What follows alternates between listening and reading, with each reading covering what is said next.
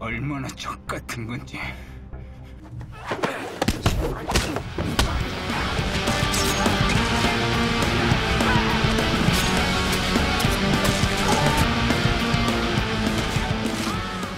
Man from Nowhere tahun 2010. Film ini mungkin sudah banyak yang review dan bikin alurnya. Tapi saya merasa berdosa jika film ini tidak diulas di channel ini. Film ini adalah salah satu film action thriller terbaik Korea sejauh ini. Dan menjadi film terakhir dari aktor Won Bin. Saya akan mencoba menampilkan adegan actionnya secara full. Dan tentu dengan durasi yang lebih panjang. Adegan aksinya sangat memukau dan banyak darah berserakan. Yang gak kuat lihat darah silahkan berhenti karena rekap filmnya tidak saya sensor. Bercerita tentang hubungan unik antara seorang pria dengan bocil cilik tetangganya. Sebuah organisasi kriminal perdagangan manusia tak sengaja melibatkan pria pendiam pemilik pegadaian ini. Dan mereka terbukti berurusan dengan pria yang salah. Dibintangi oleh Won Bin dan Kim Sae-ron.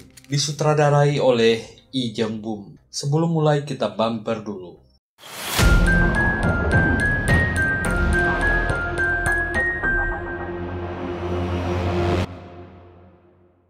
Adegan berawal dari seseorang yang menelpon di kegelapan. Pria ini adalah detektif Kim Ji-gon, kepala unit narkoba kepolisian Seoul. Dia menyuruh anak buahnya bersiap-siap. Hari ini mereka akan menangkap target peredaran narkoboy yang sudah 3 bulan dia incar. Seorang pria berbadan besar datang dengan membawa tas ke sebuah klub malam.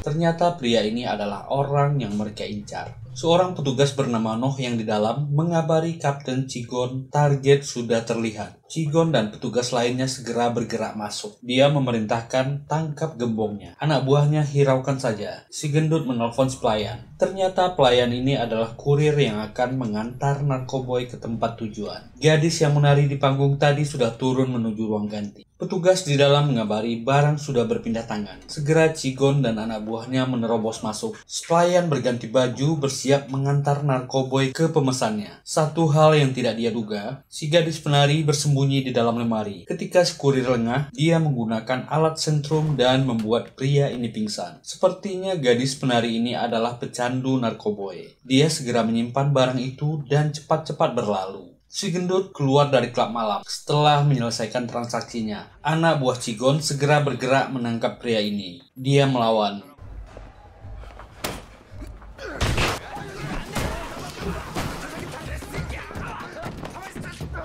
Dan akhirnya, Kapten Ji-gon lah akhirnya membereskan pria ini.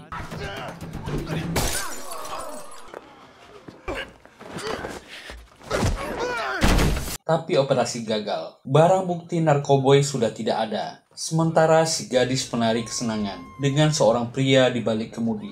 Kita berkenalan dengan tokoh utama kita. Seorang pria berwajah dingin dan suram. Cha Tae-sik. Seorang pria yang selalu sendirian dan memiliki tempat pegadaian kecil di sebuah apartemen kumuh. Dia menyuruh seorang gadis kecil yang bersembunyi untuk keluar. Bocil ini bernama Jong So-mi, tetangga sebelah apartemen Tae-sik. Gadis kecil ini cukup akrab dengan Tae-sik dan selalu mencoba berbicara dengannya. Walaupun Tae-sik selalu memasang wajah datarnya, sebenarnya dia cukup peduli dengan gadis ini. Gadis ini menggadaikan earphone-nya untuk mendapatkan sedikit uang. Tae-sik sebenarnya kasihan dengan So-mi. Dia sengaja memperlihatkan sosisnya yang membuat gadis ini ngiler. So-mi adalah anak yang kurang kasih sayang dari ibunya. Seorang wanita penghibur dan tidak tahu siapa ayahnya. Dibully di sekolah, hanya paman Tae-sik tetangganya inilah yang sering berbicara dengannya. Ternyata ibu So-mi adalah gadis penari tadi. Wanita ini bernama Hyu Jong. Mengira anaknya berada di tempat pria suram gak jelas ini. Dengan sedikit trik, Hyu Jong diyakinkan anaknya tidak berada di sini. Dia menggadaikan kameranya. Mengancam Tae-sik jangan macam-macam dengan anaknya. Kalau dia butuh wanita, dia bisa berkencan dengannya.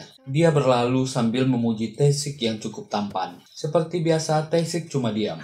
Tae-sik memarahi So-mi yang menyentuh bunga putih yang dia beli. Pria misterius ini punya masa lalu yang sangat kelam. Sikapnya langsung berubah kepada So-mi. Si gendut akhirnya dibebaskan karena nggak cukup bukti. Kapten Ji-gon cuma bisa marah dan menyuruh orang ini menyampaikan ke bosnya. Dia pasti bisa ditangkap. Seorang pria parubaya menampar seorang pria Pria tua ini bernama Om Yong-gyu, bos kartel narkoboy, menampar seorang bos bawahannya bernama Mansok. Bos ini menyalahkan Mansok yang menghilangkan narkoboy yang diterima kurir anak buahnya. Ternyata itu bukan narkoboy biasa. Itu adalah contoh narkoboy jenis baru yang dijual organisasi ini. Pria ini memberi ultimatum Mansok harus mendapatkan kembali barang itu dalam 3 hari. Jika tidak, dia dan adiknya akan dihabisi. Wanita yang mencuri narkoboy, Hyo Jong, bertengkar dengan kekasihnya. Ternyata kekasihnya inilah yang memberi perintah Hyo Jong untuk mencuri barang itu. Tapi Hyo Jong malah menyembunyikan narkoba itu dan meminta bagian 50% ke pacarnya. Itu membuat pria ini marah. Mereka bertengkar. Pria ini memberi Hyo Jong waktu 1 hari. Jika barang ini tak diserahkan, mereka berdua bisa mati. Somi masuk dan melihat ibunya. Tapi bocil ini diusir oleh ibunya untuk bermain di luar. Dan Hyo Jong yang memang pecandu kembali memakai obat-obatan terlarang. Sungguh suram. Somi mengetuk pintu paman Tae-sik. Dia ingin menumpang sampai pacar mamanya pergi. Karena kasihan, Tae-sik memberikan bantal supaya Somi tidur. Walaupun kelihatannya dingin, Tae-sik cukup peduli dengan gadis kecil ini. Tae-sik, pria misterius ini, tidak pernah bisa lepas dari masa lalu. Hari ini adalah hari peringatan kematian istrinya. Setiap tahun dia berkunjung ke sini, dibayangi wajah cantik istri tercinta yang tak pernah lepas dari ingatannya. Ketika Tae-sik ingin kembali, dia melihat Somi dianiaya di jalan. Ternyata Somi dituduh mencuri tas dan memukul anak wanita ini. Polisi ini menasihatinya untuk memanggil orang tuanya. Somi menunjuk Tae-sik yang kebetulan lewat. Itu adalah ayahnya. Tapi Tae-sik berlalu meninggalkan tempat itu.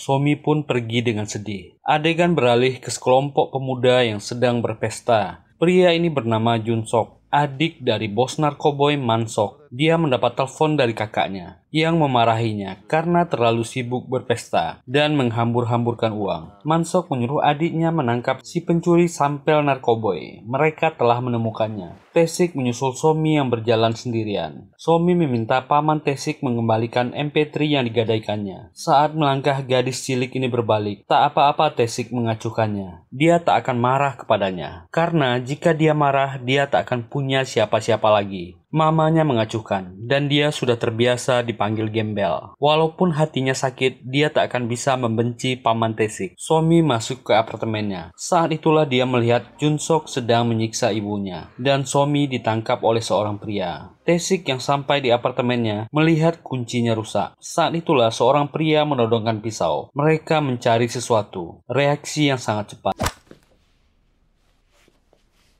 Tae-sik menyuruh orang-orang ini keluar.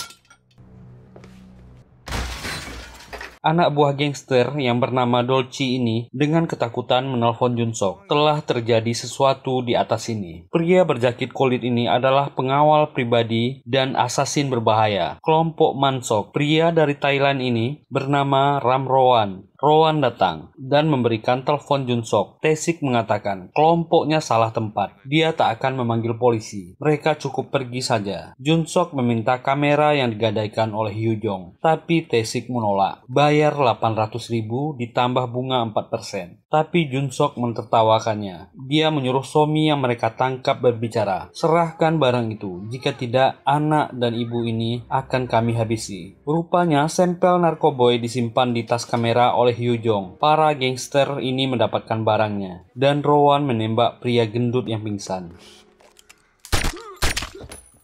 Lalu dia meninggalkan telepon. Tae-sik mengambilnya dan mencoba mengejar mobil.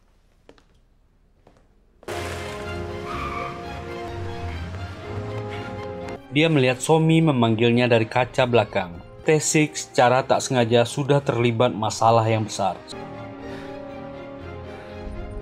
Sementara Jun-sok memarahi Dolci. Mengurus satu orang saja dia tidak becus. Tapi Dolci mengatakan, pria tadi sangat cepat. Dia tidak bisa melawan. Rowan membenarkan. Ketika dia menembak, pria pegadaian tadi bahkan tidak berkedip. Dia bukan orang biasa. Tae-sik melaporkan ke polisi. Tetangganya diculik dan salah satu anggota gangster terbunuh di tempatnya. Tapi operator telepon tidak percaya. Dengan menyandera Somi dan ibunya, kelompok Mansok memaksa Tae-sik melakukan pekerjaan kotor mereka. Mereka berjanji hanya satu pekerjaan, lalu Somi dan ibunya akan dilepaskan. Junsok menyuruh HP yang digunakan ini dibuang setelah selesai bicara. Tae-sik terpaksa, dia bersedia melakukannya. Tae-sik disuruh ke suatu tempat. Ada kunci loker di dashboard mobil yang dibawanya, mengambil barang di loker. Lalu diminta membawa barang di loker itu ke orang bernama Myung-gyu. Jam 6 sore ini, Junsok berkata, orang bernama Myung-gyu akan segera melepaskan Somi dan ibunya ketika barang itu diantar. Tae-sik memeriksa kiriman yang akan diantar. Isinya adalah heroin sejenis narkoboy. Tak punya pilihan, dia segera bergerak. Detektif Noh dan Kapten Chigon diberi info akan ada transaksi narkoboy hari ini. Tae-sik sampai di lokasi dan dibawa ke hadapan bos narkoboy Myung-gyu. Suasananya agak aneh. Myung-gyu mengira Tae-sik adalah utusan dari gangster Cina yang akan memeriksa sampel barang. Bahkan dia menyiapkan penerjemah. Ternyata Mansok bersaudara sudah mengatur sebuah skema. Tae-sik yang tak ingin berlama-lama mengeluarkan barang yang akan diantar dan langsung meminta Somi dan ibunya dibebaskan. Myung-gyu kaget, ternyata ini orang Korea. Suasana jadi kacau. Myung-gyu tak mengerti apa yang dimaksud Tae-sik. Teleponnya berbunyi, itu Mansok bersaudara. Myung-gyu sangat marah. Mansok menjebaknya. Kedua orang ini saling memaki. Mansok menjebak Myung-gyu. Barang bukti dan transaksi jelas di meja. Kali ini dia akan ditangkap. Myung-gyu melemparkan narkoboy ke Tae-sik dan dia dihajar oleh para gangster. Sementara polisi dan pasukan anti narkoboy datang menggerebek tempat itu. Myung-gyu segera pergi dan memerintahkan umpankan Tae-sik ke polisi. Tae-sik dilemparkan dari lantai atas. Untung jaring-jaring menahan badannya. Sementara Chigon dan pasukannya mengepung tempat itu. Tae-sik sadar dari pingsannya karena hujan. Melihat Myung-gyu melarikan diri, Tae-sik mengejar. Dia ingin tahu di mana Somi dan ibunya. Seluruh tempat sudah dikepung petugas.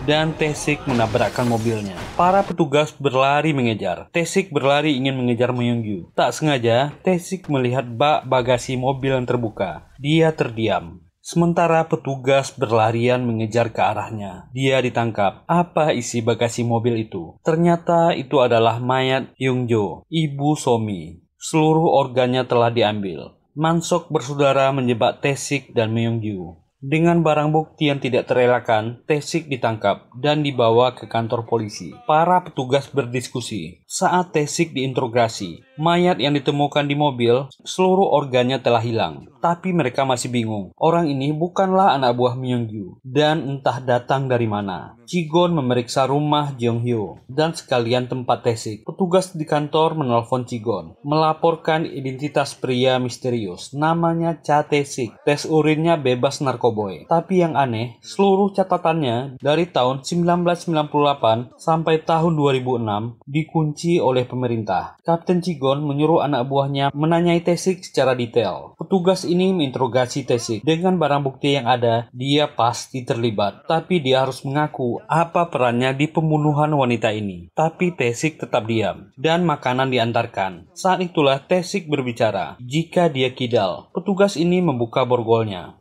Kapten Chigon dan petugas lainnya kembali ke kantor. Tapi kantor dalam keadaan gelap. Dan seorang pria terkapar. Dia segera menelpon ke ruang interogasi. Dan diangkat oleh pria penerjemah. Seluruh orang sudah dihajar. Sebenarnya apa yang terjadi? Dari catatan CCTV, Chigon menyaksikan bagaimana Tae-sik meloloskan diri dengan sangat cepat. Dia menghajar semua petugas, lalu dengan santai keluar dari kantor polisi. Pacar Jung-hyo ditangkap oleh para gangster. Lalu Somi dilemparkan dari mobil. Nenek Gom adalah orang yang memelihara dan merawat anak-anak yang diculik oleh komplotan Mansok. Nenek Gom berkata lembut, "Ayo kita temui ibumu." Somi dibawa ke suatu tempat, seperti tempat penyewaan buku. Lalu Somi dikurung di suatu kamar.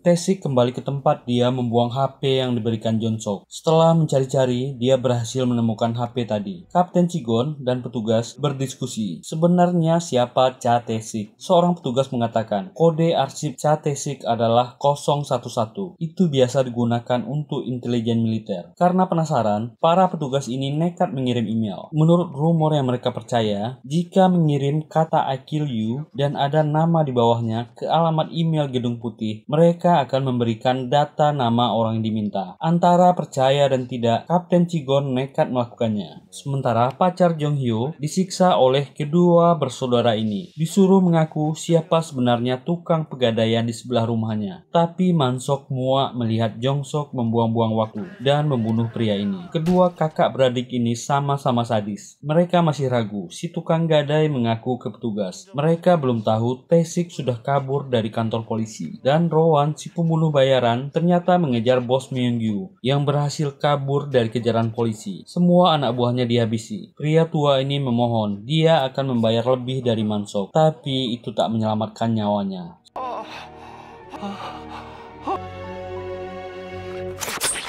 Sementara Chigon dan petugas Noh memeriksa tempat Tae-sik. Mereka masih penasaran siapa sebenarnya pria ini. Apalagi anak Jong Hyo masih menghilang. Petugas di kantor menelpon Chigon. Dia berhasil mendapatkan data Cha Tae-sik dari informasi yang dikirim pemerintah Amerika. Pria ini adalah agen pasukan khusus, komando intelijen Angkatan Darat. Semua misinya tidak pernah gagal. Instruktur pasukan khusus, menerima bintang emas dan banyak penghargaan atas jasanya. Setelah tahun 2006, catatan tentang Cha Tae-sik resmi ditutup. Para petinggi kepolisian mulai ragu siapa pria ini sebenarnya. Sementara Tae-sik melacak di mana HP ilegal itu dibeli. Dia sampai di tempat para penjual HP ilegal ini. Tanpa basa-basi, dia menanyakan siapa yang membeli HP ini. Para kriminal ini menduga Tae-sik adalah polisi. Lalu mereka mencoba menghabisi Tae-sik. Hasilnya,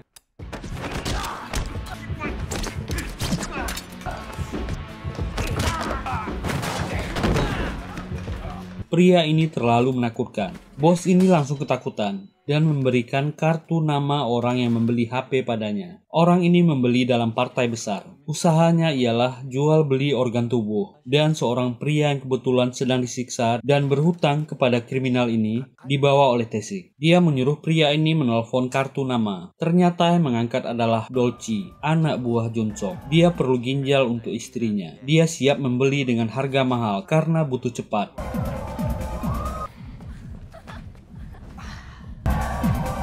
Mereka sampai di klub malam. Pria ini akan diumpankan untuk memancing Dolci. Sementara, Kapten Chigon dan petugas Noh berhasil mendapatkan jejak Tae-sik dari mobil yang dia bawa. Mereka mengejar ke klub malam. Tak sengaja Mansok berada di satu lift dengan Tae-sik. Dia mengenali pria ini. Tapi sayang, Tae-sik tak tahu ini adalah bos kriminal yang dia cari. Mansok segera menelpon dengan santai kepada adiknya agar segera meninggalkan klub malam. Jong-sok segera bergerak setelah mendengar peringatan kakaknya. Jong-sok mencari Dolci, tapi Dolci berada di kamar mandi sibuk mengerjai seorang gadis. Sementara si pria yang dijadikan umpan berada di kamar mandi itu. Dan Dolci bernegosiasi dengan pria ini. Harga ginjal sangat mahal. Tapi pria ini berkeringat dingin, membuat Dolci curiga. Teleponnya berbunyi. Itu dari Tae-sik. Pria ini mengatakan di mana lokasinya. Dan Tae-sik sampai. Anak buah Dolci mencoba mengusirnya.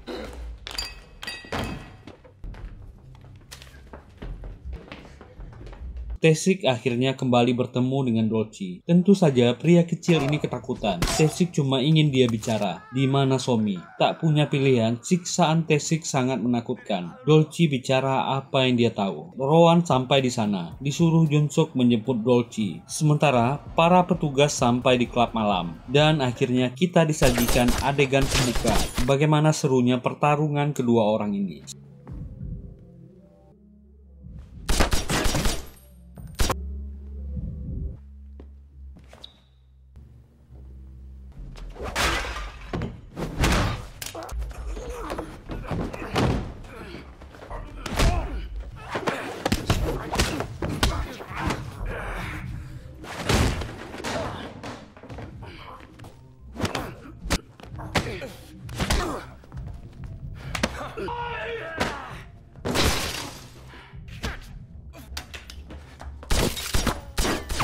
Skill kedua orang ini hampir seimbang. Rowan melarikan diri ke kerumunan pengunjung. Mereka bersiap untuk bertarung di keramaian.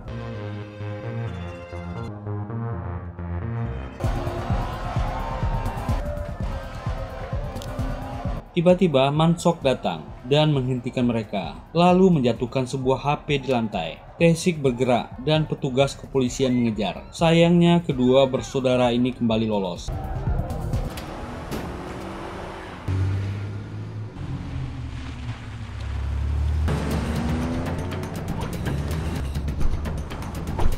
Ternyata Taesik tertembak di perutnya. Kapten Chigon menembak, tapi Taesik juga lolos.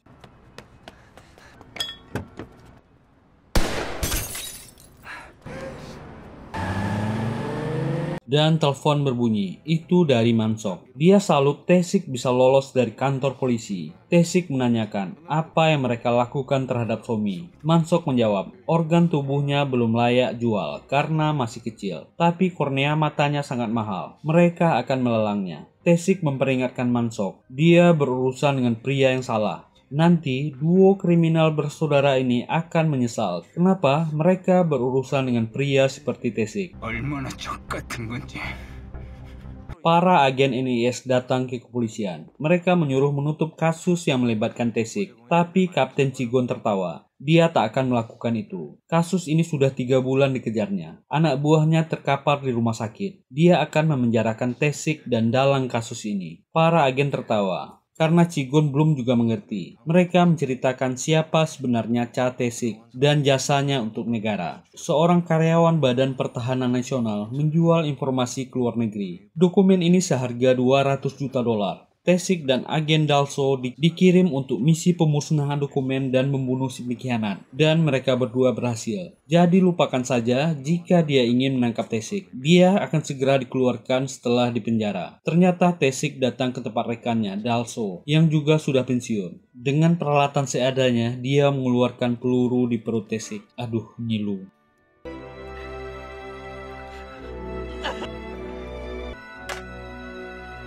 Dan kita akan flashback ketika Taesik memutuskan pensiun. Dia menemani istrinya yang sedang hamil, anak pertama. Ini adalah saat yang paling berbahagia dalam hidupnya. Ketika itu, Taesik sedang memilih peralatan bayi, dan istrinya menunggu di mobil. Saat dia keluar, dia menerima telepon. Tapi saat itulah istrinya ditabrak oleh truk yang melaju kencang. Istrinya meninggal di tempat.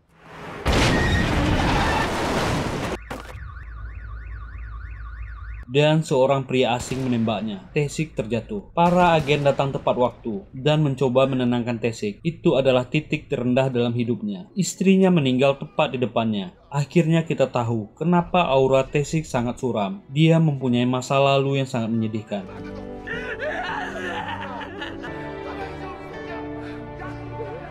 Taesik menyuruh temannya Dalso mencari senjata untuknya. Dalso mengatakan, jika peluru itu 1 inci lebih tinggi, nyawanya sudah melayang. Dia tak tahu ini tentang apa. Dia menyuruh Taesik berhenti. Taesik berkata, dia ingin berhenti, tapi dia tak bisa. Ada seseorang yang harus dia temukan. Petugas berhasil mendapatkan gambar Somi dari CCTV, dan pria yang ditolong Taesik ternyata ditangkap oleh Kapten Chigon. Dan kita akan melihat bagaimana mengerikannya pria ini. Film ini menurut Mimin adalah salah satu film action terbaik di Korea sampai saat ini. Mungkin hanya The Outlaw yang dibintangi paman Ma Dong-seok yang bisa menandingi keganasan film ini.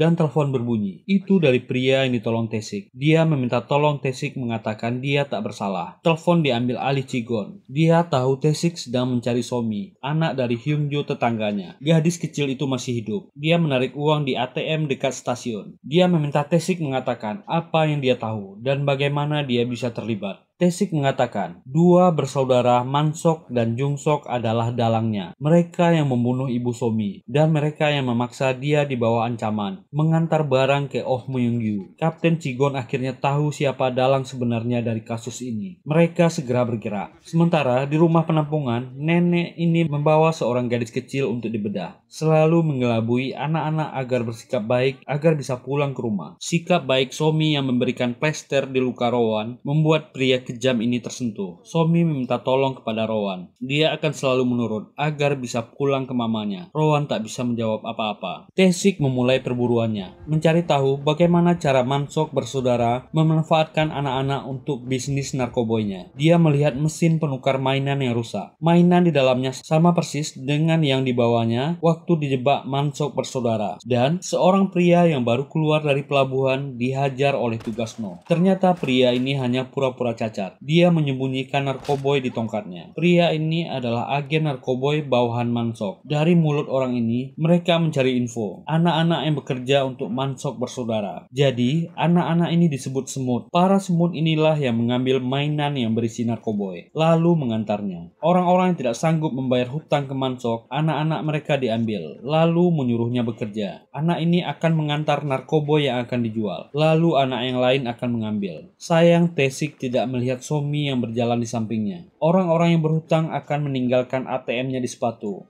ATM sekali pakai inilah yang digunakan anak-anak ini untuk mencairkan uang. Karena menggunakan anak-anak, polisi tidak curiga. Bisnis Mansok bersaudara aman-aman saja. Tae-sik yang sedang mengikuti anak laki-laki ini ketahuan oleh beberapa petugas dan dia dikejar. Dia melihat anak-anak ini dijemput, tapi dia sudah dikepung petugas. Terpaksa dia melumpuhkan beberapa petugas ini dan melarikan diri dari sana.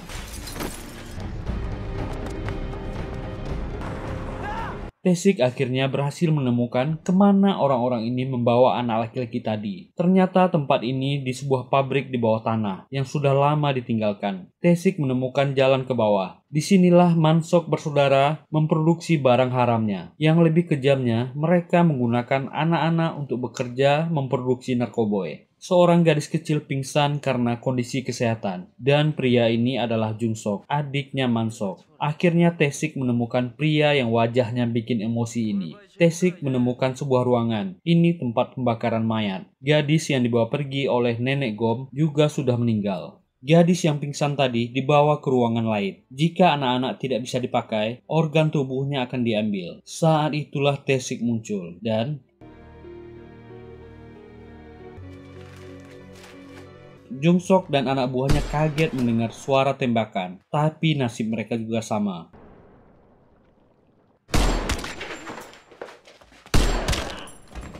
Jung-sok dihajar habis-habisan. Dia tak menyangka Tae-sik berhasil menemukannya. Mansok yang sedang sibuk di pelabuhan menerima telepon. Tae-sik berkata, bawa Somi kepadanya. Jika tidak, adiknya tidak akan selamat. Dengan santainya, Tae-sik menyiksa pria kejam ini. Mansok marah-marah dan memaki Tae-sik. Dia tidak tahu berhadapan dengan siapa. Jika dia menyentuh adiknya, dia akan mencongkel keluar mata Somi. Jawaban Tae-sik adalah teriakan penuh derita Jung-sok. Dia memerintahkan Rowan untuk mengambil mata bocil Somi dan bawa ke markas. Sementara hukuman mati disiapkan untuk Jung-sok. Tae-sik berkata, di dunia ini tidak ada tempat untuk mereka bersaudara. Hari ini dia akan jalan-jalan ke neraka.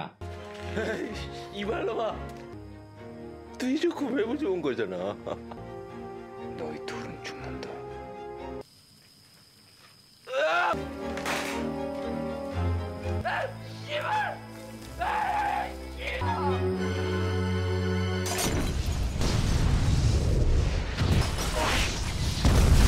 Tae-sik ternyata menelpon Kapten Chigon ketika ledakan terjadi.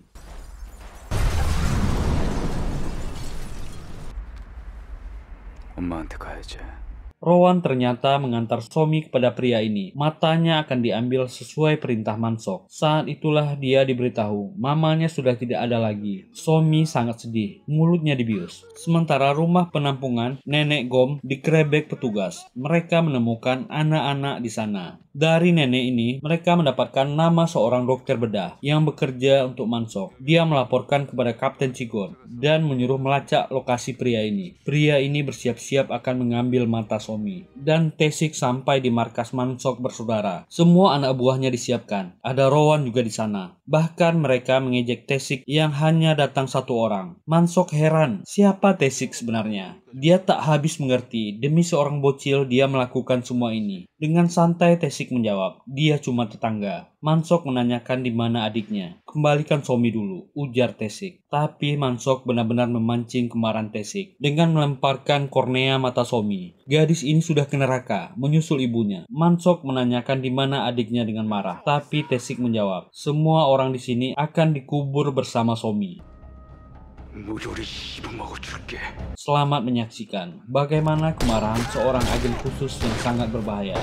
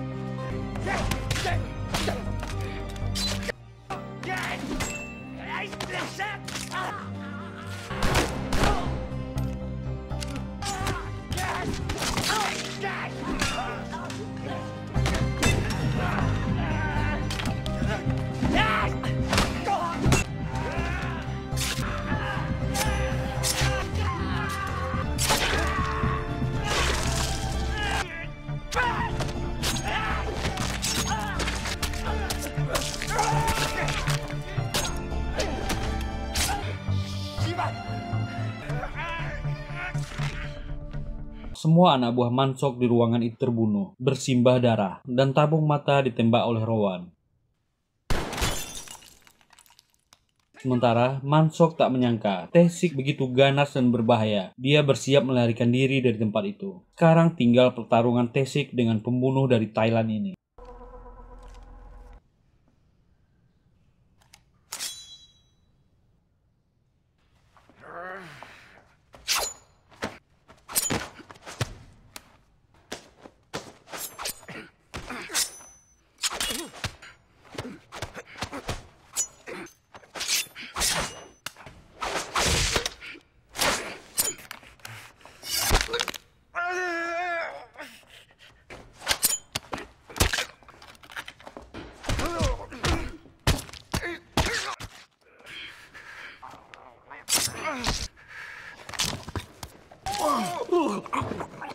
Rowan seakan tak percaya menatap Taesik. Ada orang yang memiliki kemampuan bertarung seperti ini. Nyawanya melayang. Mansok bersiap melarikan diri.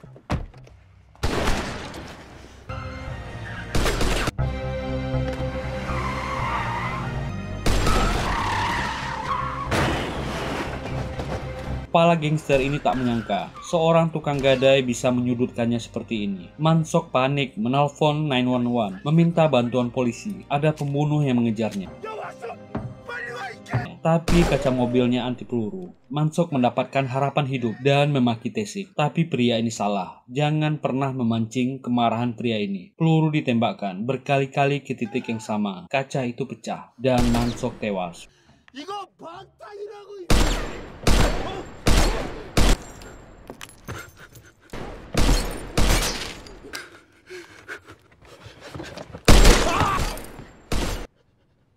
아직 한 발 남았다. Bagaimana pertempuran di film ini? Sungguh luar biasa menurut Mimin. Taesik berjalan gontai. Tujuannya menghabisi para gangster tercapai. Tapi dia tak bisa menyelamatkan Somi. Dia merasa tak ada gunanya lagi hidup. Taesik bersiap menembak kepalanya sendiri. Ternyata Somi masih hidup. Mata itu adalah mata dokter yang akan menghabisinya. Rowan tak tega gadis kecil ini dibunuh. Dia membalas kebaikan Somi kepadanya. Somi bertanya, apakah paman Taesik datang menyelamatkannya? Gadis kecil ini menangis, menumpahkan kesedihannya. Dan petugas datang. Jigon melihat si dokter mati dengan mata hilang. Taesik lalu ditangkap, membawa Taesik dan Somi dalam satu mobil. Taesik membuat satu permintaan. Dia membawa Somi berbelanja di toko kelontong dekat rumah, membelikan Somi buku-buku dan tas yang selama ini tak pernah dimilikinya. Taesik meminta maaf. Ketika itu dia pura-pura tak mengenalinya. Andai dia lebih peduli waktu itu, semua ini tak akan terjadi. Somi tak mengerti apa maksud paman Taesik. Dia cuma bahagia melihat paman Taesik sudah bisa tersenyum, dan mereka pun harus berpisah. Somi akan dimasukkan ke panti sosial dan Taesik akan menjalani hukumannya. Tapi mungkin saja para petinggi militer akan segera membebaskan Taesik dan tamat. Film ini pun berakhir.